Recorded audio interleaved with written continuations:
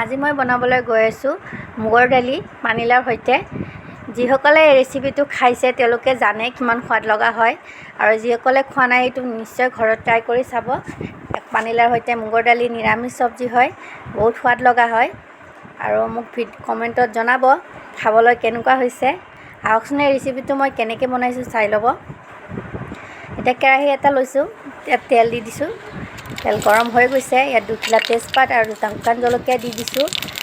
পিঁয়াজ মিডিয়াম চাইজৰ এটা কাটি লৈছোঁ মিহিকৈ। এইখিনি প্ৰায় ভাজি ল'ম।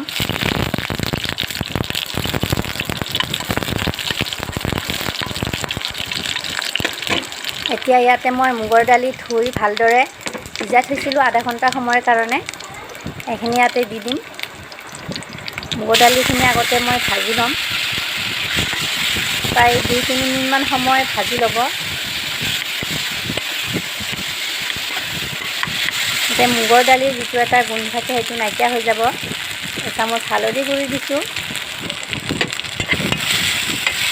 হালধি গুড়ি দি ভালদৰে এইখিনি লৰাই ল'ম। লৰাই 2-3 মিনিটমান সময় ভাজি ল'ম।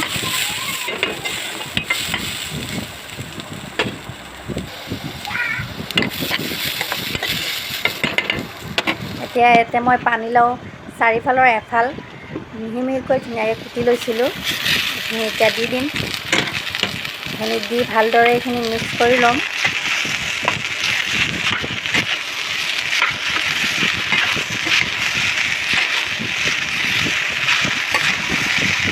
মোৰ ভিডিঅ'বোৰ চাই যদি আপোনালোকে ভাল পায় তেনেহ'লে লাইক, কমেণ্ট আৰু শ্বেয়াৰ কৰি দিব। আৰু যিসকলে মোৰ ভিডিঅ'ত নতুনকৈ আহিছে তেওঁলোকে মোৰ চেনেলটো ছাবস্ক্ৰাইব কৰি দিব। সোৱাদ অনুসৰি নিমখ দি দিলোঁ। নিমখ দি এতিয়া মই ঢাকন দি দিম প্ৰায় 5 মিনিট সময়ৰ কাৰণে। প্ৰায় 5 মিনিট পিছত দেখিবলৈ পাইছে লাওখিনি গলিবলৈ ধৰিছে। যেতিয়ালৈকে লাওখিনি গলি নাযায় তেতিয়ালৈকে মই এনেকৈ ঢাকন দি সিজাই ল'ম। সেইখিনি আকৌ ঢাকন দি ল'ম, আকৌ এইখিনি সিজিবলৈ দিম। এচামুচ জিৰা গুড়ি দিছোঁ আৰু এচামুচ আপোনাৰ জলকীয়া কাশ্মীৰী জলকীয়া গুড়ি দিছোঁ। দি এইখিনি ভালদৰে ভাজি ল'ম। দেখিবলৈ পাইছে লাওখিনি প্ৰায় গলি গৈছে।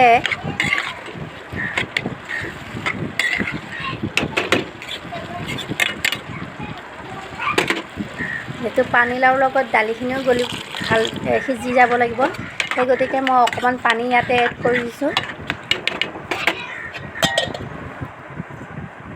পানী দি আকৌ এইখিনি সিজিবলৈ দিছোঁ। দেখিবলৈ পাইছে পানীখিনি শুকাই গৈছে আৰু প্ৰায় লাওখিনিও সিজি গৈছে, আকৌ দালিখিনিও সিজি গৈছে। শেষত মই পানী দি দালিখিনি উতলাই ল'ম। যিহেতু ৰেচিপিটো পনীয়া নহয়, গোটা হয়, সেই গতিকে মই বেছি পানী দিয়া নাই। পানী দিয়াৰ পিছত দেখিবলৈ পাইছে ধুনীয়াকৈ উতল আহি গৈছে। দালিখিনি মই দেখুওৱা ধৰণে এনেকৈ সিজাব লাগিব, বেছি সিজাব নালাগে। দালিখিনি গলি যোৱাকৈ প্ৰায় 90% দালিখিনি সিজালে হৈ যাব। দেখিবলৈ পাইছে। এতিয়া মই গেছৰ ফ্লেমটো বন্ধ কৰি দিম। মোৰ ৰেডি হৈ গ'ল।